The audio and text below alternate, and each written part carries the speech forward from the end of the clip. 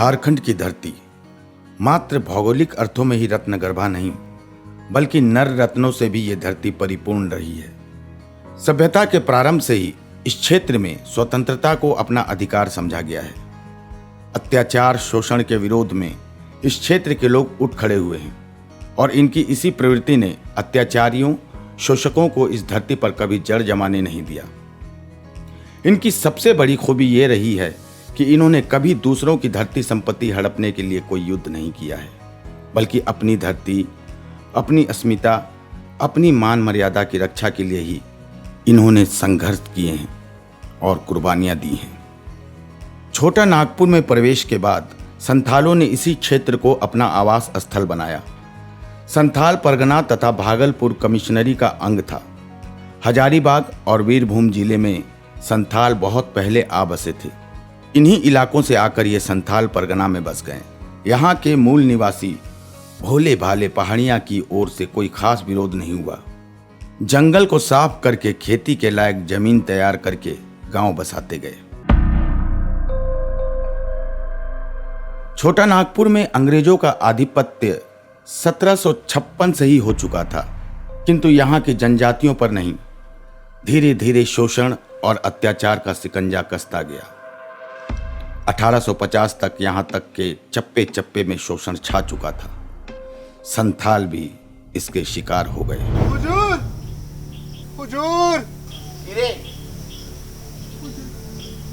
Audio Jungle. ये लो हुजूर, पैसा चाहिए हुजूर। पैसा। हाँ।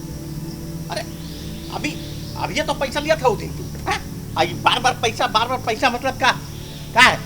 हुजूर, उसके बदला अनाज भी तो दिए हुजूर। मुंह लगाता तू। मुंह लगाएगा? हमारा जमीन नीलाम करके एक पैसा वसूलेगा। हुजूर, हुजूर, ऐसे तो हम लोग भूखे मर जाएंगे हुजूर। तो मर जा। हुजूर, पैसा दे जाओ। दे दीजिए, वाले को पैसा दे दीजिए। हुजूर,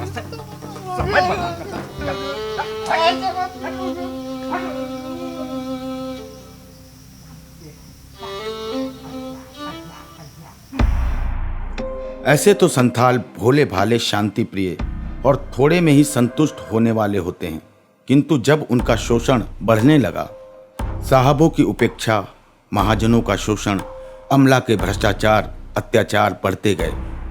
संथाल स्त्रियां भी इस अत्याचार से अछूती नहीं रहीं।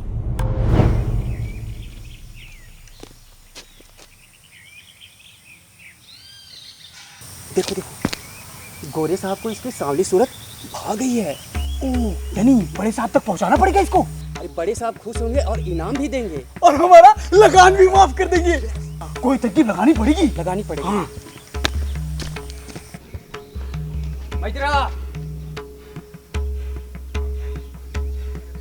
गोरे साहब ने लगान देने को कहा है।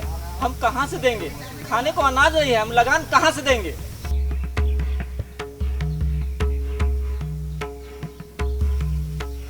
अरे तुम चाहो तुम्हारा लगान माफ हो सकता है। हम अपनी जान दे देंगे घर, लेकिन घर का इज्जत जाने नहीं देंगे।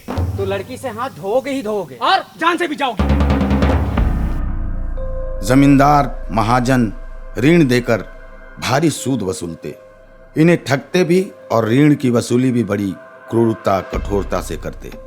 न्यायालय दूर, पुलिस संवेदना शून्य, इन्हें कोई इंसाफ नहीं मिलता था। धीरे धीरे इनकी जमीन भी महाजन हड़पने लगे। अंग्रेजों ने मालगुजारी बढ़ा दी। लगान नहीं देने पर इनकी संपत्ति को कुर्की जब्ती व नीलामी भी करने लगे। स्वदेशी महाजन, जमींदार और विदेशी हुक्मरान दोनों ओर से दोहरी मार। इनकी नज़र में दोनों दीकू थे, जिसके लिए इनके मन में भयंकर आक्रोश होने लगा। ये दीकू हमारा शोषण तो करते ही हैं। हमारा जमींदार भी उनका हो गया है। और तो और लगान नहीं देने पर हमें और शोषण किया जाता है। कभी बड़े बटखरे से सामान लेता है और हम लोग को छोटे बटखरे से सामान देता है। अब तो हम औरतों पर भी उनकी गंदी नजर पड़ने लगी है। ये हम पे बड़ा अत्याचार करने लगे हैं। हमारा सारा जमीन छीन लिया है उन दीकुओं ने। हमें अपने घरों पर रहने का इन दीकुओं को लगान देना बंद करना होगा। अरे नहीं, ऐसा करने पे हम लोगों के ऊपर और शोषण होगा। होगा तो होगा, आप शोषण बर्दाश्त नहीं करेंगे। अरे पर हम करें तो क्या करें? हाँ, हम करें तो क्या करें? आज से हम इन दीकुओं का खेत में काम नहीं करेंगे। घर में भी काम नहीं करेंगे और लगान भी नहीं देंगे। ये जल जंगल जमीन हमारा है। हाँ हाँ हमारा है। और इस पे हमारा हक है। हमारा हक है। हमारा हक है। हमारा हक है। हमारा हक है। हमारा हक है। ये जल जंगल जमीन हमारा है। हमारा हक है। जल जंगल जमीन हमारा है। हमारा हक है। इसमें सिर्फ हमारा। झारखंड के विभिन्न क्षेत्रों के साथ संथाल परगना में भी विद्रोह की बिगुल बज गई थी। संथाल परगना को पहले जंगल तराई के नाम से जाना जाता था। संथाल आदिवासी लोग संथाल परगना क्षेत्र में 1790 ईस्वी से 1810 ईस्वी के बीच बसे। संथाल परगना को अंग्रेजों द्वारा दामिन एक कोह कहा जाता था और इसकी घोषणा 1824 को हुई।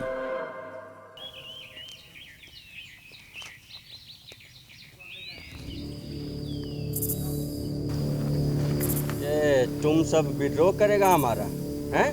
लीडर बन गया है।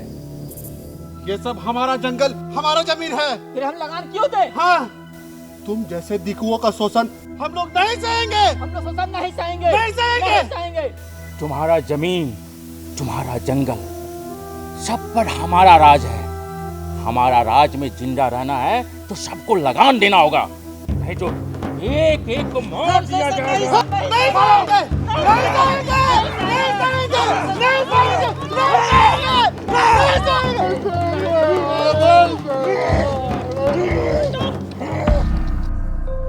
दामिन ई कोह महज कोई शब्द का नाम भर नहीं है। ये प्रतीक है अमानवीय शोषण की अंतहीन सी परंपरा को बदलने व अपने मान सम्मान के लिए रचे गए रक्त रंजित इतिहास का, जहां सदियों पहले हजारों हजार झारखंडी संथाली ने अपना राज बनाने के लिए हूल विद्रोह किया था, जिसके महानायक सिद्धू कान्हू थे। आदिवासी परिवार में दोनों भाइयों का जन्म हुआ, जिसने अंग्रेजों के आधुनिक हथियारों को अपने तीर धनुष के आगे झुकने पर मजबूर कर दिया था। सिद्धू कान्हू मुर्मू का जन्म भोगनाडीह नामक गांव में एक संथाल आदिवासी परिवार में हुआ था, जो कि वर्तमान में झारखंड के साहेबगंज जिला के बरहेट प्रखंड में है। सिद्धू मुर्मू का जन्म 1815 ईस्वी में हुआ व कान्हू मुर्मू का जन्म 1820 ईस्वी में हुआ था। संथाल विद्रोह में सक्रिय भूमिका निभाने वाले इनके और दो भाई भी थे, जिनका नाम चांद मुर्मू और भैरव मुर्मू था। इनके अलावा इनकी दो बहनें भी थीं, जिनका नाम फूलो मुर्मू एवं झानो मुर्मू था। सिद्धू का व्यक्तित्व प्रभावशाली था। लंबा, छरहरा और कृष्ण वर्ण का ये युवक संगठन की अद्भुत क्षमता रखता था।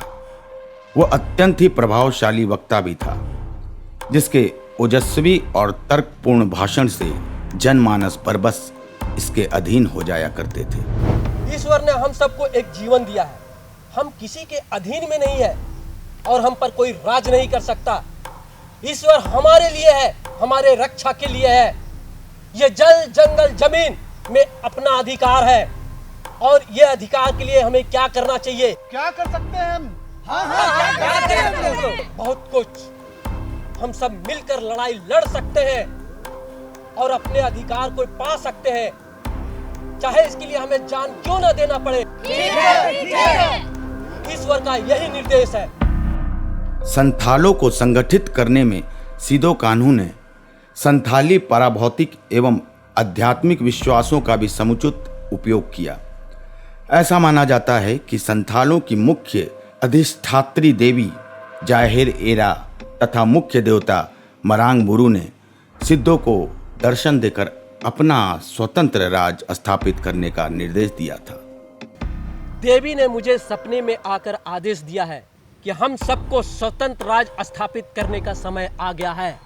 आप सब इस विद्रोह में साथ हैं? हाँ हाँ हम साथ हैं। पर हमें गांव-गांव जाकर लोगों को इस विद्रोह में जोड़ना होगा। ये सब कैसे होगा? होगा। गांव-गांव में, जंगल-जंगल में और साल वृक्ष की टहनी देकर संदेश देना होगा। हम सबको इस विद्रोह में एक साथ जुड़ना होगा।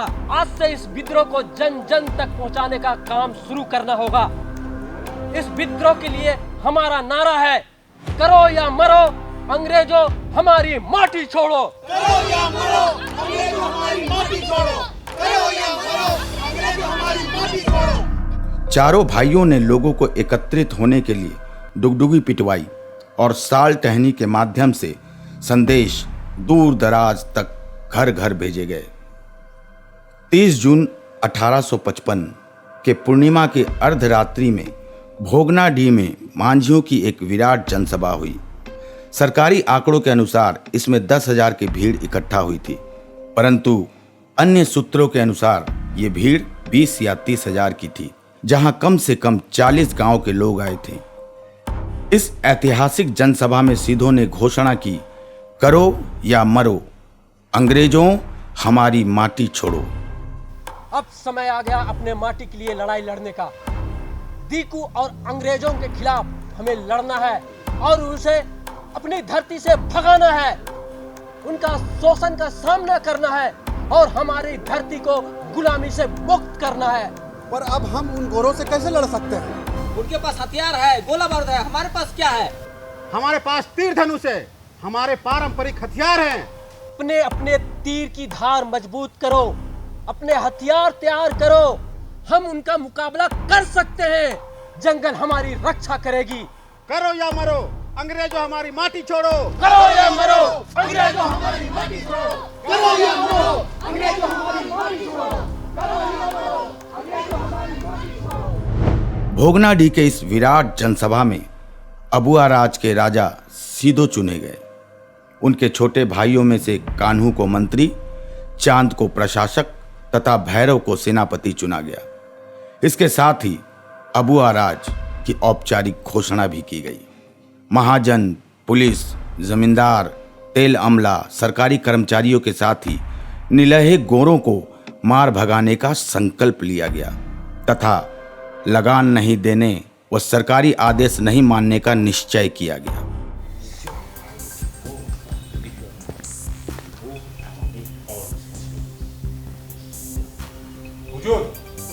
रुको,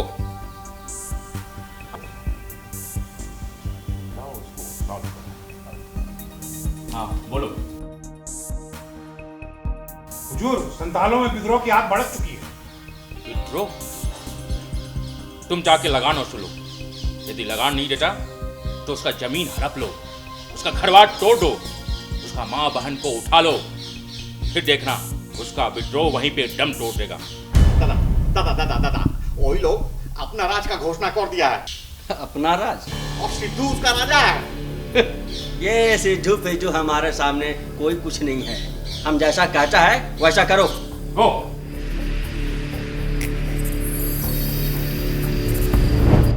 इसी समय एक घटना घटी। रेल निर्माण कार्य से जुड़े एक अंग्रेज ठेकेदार ने 3 महिला संथाली मजदूर को अपहरण कर लिया। यह आग में घी का काम किया। क्रांति की शुरुआत हो गई। कुछ संथालों ने अंग्रेजों पर आक्रमण कर दिया। 3 अंग्रेज मारे गए और अपहरण की हुई स्त्रियां मुक्त कर ली गईं। हूल यात्रा शुरू हुई तो कलकत्ता की ओर बढ़ती ही गई।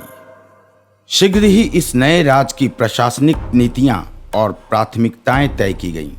अंग्रेजों द्वारा तय विभिन्न प्रकार के कर और मालगुजारी नए सिरे से निर्धारित किए गए। ये भी तय किया गया कि जनता से राजस्व प्राप्त कर वे सरकार को कर देंगे।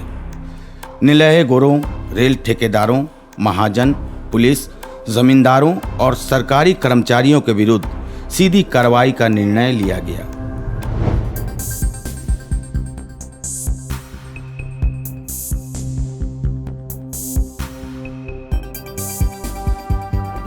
बड़ा साहब, मतलब काम नहीं करेगा हैं? तो खाएगा की? हम लोग काम करेंगे, पर तुम दीकुओं का काम नहीं करेंगे। नहीं करेंगे। नहीं करेंगे। हमारा काम नहीं करेगा तो जिंदा नहीं छोड़ेंगे। तुम हमें मार दो, तुम्हारा हथियार नहीं सहेंगे। नहीं सहेंगे। नहीं सहेंगे। नहीं सहेंगे। नहीं सहेंगे।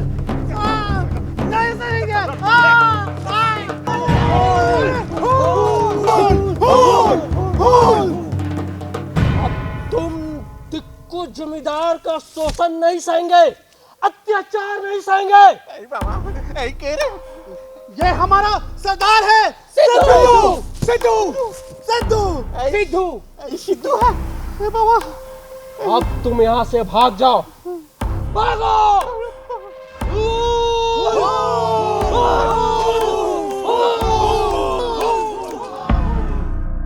7 जुलाई को दिग्घी के दरोगा महेश दत्त की हत्या संथालियों ने तब कर डाली जब उसने सिद्धू कान्हू को बंदी बनाने का आदेश दिया। एक अन्य घटना में कुरहुरिया थाने के दरोगा प्रताप नारायण की हत्या जुमार चौक पर कर दी गई। अंग्रेज पदाधिकारी भय से सुरक्षित स्थानों की तलाश करने लगे। भागलपुर के मजिस्ट्रेट रिचर्डसन और उनके सहयोगी पोटेंट राजमहल में शाह शुजा के पुराने महल में छुप गए। बोरफ के नेतृत्व में भेजी गई सेना की टुकड़ी को पीरपैंती के पास संथाल विद्रोहियों ने पराजित कर दिया। 20,000 की तादाद में संथालियों ने अंबार परगना के राजमहल पर हमला कर अधिकार कर लिया। संथाल विद्रोहियों ने पश्चिम से कहलगांव, पूरब में राजमहल से आगे तक और दक्षिण में सैथिया तक ब्रिटिश प्रशासन व्यवस्था को तहस नहस कर डाला। करो या मरो, अंग्रेजों हमारी माटी छोड़ो। करो या मरो, अंग्रेजों हमारी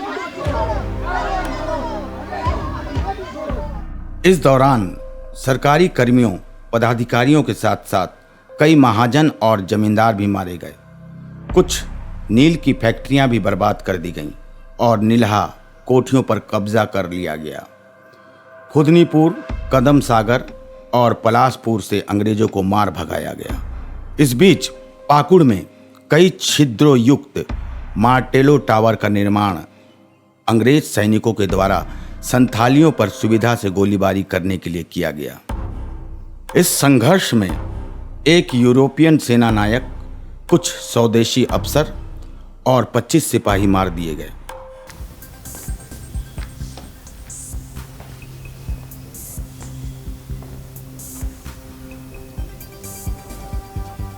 मेजर सर, संथाल विद्रोह को कुचलना होगा, नहीं तो ये फायर धीरे धीरे बढ़ता जाएगा। सर हमने ऐसा प्लानिंग किया है कि इन संथाल विद्रोहियों को बहुत आसानी से कुचला जा सकता है। गुड, तुम्हें जितनी फौज की जरूरत है ले जाओ। सर अगर हमारा प्लान सक्सेस हुआ तो ये सिद्धू, कान्हू, उसका पूरा परिवार, यहाँ तक कि विद्रोही भी नहीं बच पाएंगे सर। हमने उसको लालच दिया है और ये पब्लिश कर दिया है कि जो भी सिद्धू कान्हू के बारे में बताएगा या पकड़वाएगा उसे इनाम मिलेगा। और इसे अब मार्शल लॉ भी तो लागू हो गया है। Sir go. Okay sir. Major टोडूट के नेतृत्व में 11 जुलाई को 17वीं इन्फेंट्री के जवानों ने संथाल विद्रोह को नियंत्रित करने में बड़ी भूमिका अदा की। कदम सागर, महेशपुर और पाकुड़ की तराई नदी के किनारे संथाल विद्रोहियों को दबा दिया गया और संथाल विद्रोही बड़ी संख्या में मारे गए। अंग्रेज सेना ने सिद्धू कान्हू के जन्मस्थल भोगनाडीह के ऊपर भी नियंत्रण कर इसे जला डाला। इनके पिता चुन्नी मांझी की हत्या कर दी गई। बहराइच की लड़ाई में चांद और भैरव शहीद हो गए।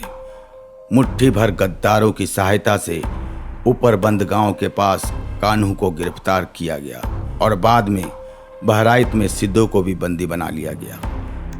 26 जुलाई के दिन ही दोनों भाइयों को अलग अलग फांसी दे दी गई। सिद्धू को बहराइच में और कान्हू को उनके जन्मस्थल भोगनाडीह में खुलेआम फांसी लगाई गई। परंतु सिद्धू कान्हू और उनके सैकड़ों अनुयायियों की शहादत व्यर्थ नहीं गई। इनकी आत्माहुति बाद के जनजाति संघर्षों की प्रेरणा बनी रही। 30 जून 1855 को भोगनाडीह में आयोजित विराट जनसभा ही संथाल हूल दिवस के रूप में इतिहास में जाना जाता है, जहां से संथाल विद्रोह प्रारंभ हुआ।